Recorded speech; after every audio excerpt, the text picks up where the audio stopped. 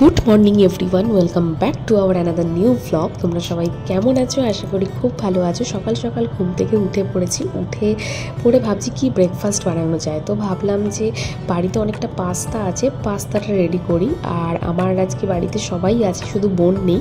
ভাই কালকে অফিস থেকে ডিরেক্ট আমাদের বাড়িতেই চলে এসেছিলো, মানে রাজা। তো ভাবলাম যে পাস্তাটাই রেডি করি, সবাই বাড়িতে আছে, একসাথে সবাই মিলে পাস্তা খাওয়া যাবে। আর আজকে আমার হাজব্যান্ডও আছে, আমিও আছি বাড়িতে। কারণ হচ্ছে আজকে আমার বাড়ির পাশে একজন বোনের আর কি বিয়ে, তো সেই জন্য বাড়িতে আছি। তাছাড়াও আজকে আমাদের প্রচুর কাজ আছে, ওই জন্য একটা দিন ছুটি নিয়েছি। ভাবলাম যে সব কাজ একসাথে হয়ে যাবে। তো পাস্তাটা সবাই মিলে খাচ্ছি। আজকে ইভানের জন্য আলাদা করে কর্নফ্লেক্স বা সুজি কোনো রকম ব্রেকফাস্ট বানাইনি, কারণ ও জানে যে যদি দেখে যে আমরা পাস্তা খাচ্ছি, ওকে পাস্তা দিইনি, তাহলে ও কোনো মতেই ওর খাবারটা খাবে না। তো ওই জন্য ওকে একদম ঝাল ছাড়া, মশলা ছাড়া, জাস্ট ডিম দিয়ে ওকে পাস্তাটা বয়েল করে ওকে দেওয়া হয়েছে। তো সবাই মিলে পাস্তা খেয়ে এবার ইভানকে নিয়ে যাব একটু হেয়ার কাট করাতে, কারণ ইভানের হেয়ারটা একদম বড় বড় হয়ে গেছে। তো হেয়ার কাট করাতে নিয়ে যাব, তারপরে হেয়ার কাট করিয়ে আমিও যাব একটুখানি স্যালনে নিজের হেয়ার স্পা আর হেয়ার ট্রিটমেন্ট করাতে। তো ভাবলাম যে এগুলো তো কাজের চাপে পড়ে সবসময় হয় না, তো সেই জন্য আর কি যাব।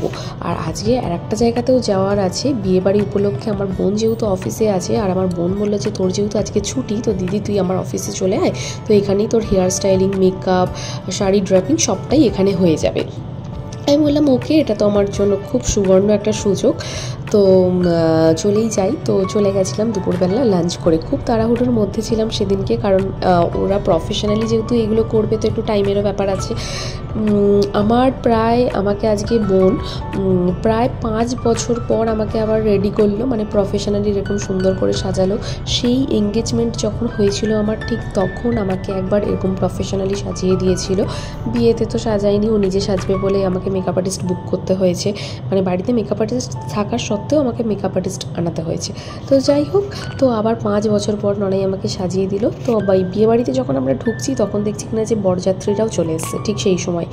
তো এসেই আগে এই যে আমার পাড়ার বোন, ছোট্ট বোনের আজকে বিয়ে, ওর সাথে আগে দেখা করলাম, ফটো তুললাম। তারপরে পাড়ার আরও সবাই এসেছিল, তাদের সাথে কথা বলছিল। বিয়েটা দেখার খুব ইচ্ছে ছিল, বাট বিয়ের লগ্ন ছিল রাত 2টোর সময়, তাই জন্য বিয়ে দেখা পসিবল হয়নি। তো রাত হয়ে যাচ্ছিলো বলে আমরা ডিনার করে নিলাম, কারণ পরের দিনকে আবার সবার অফিস।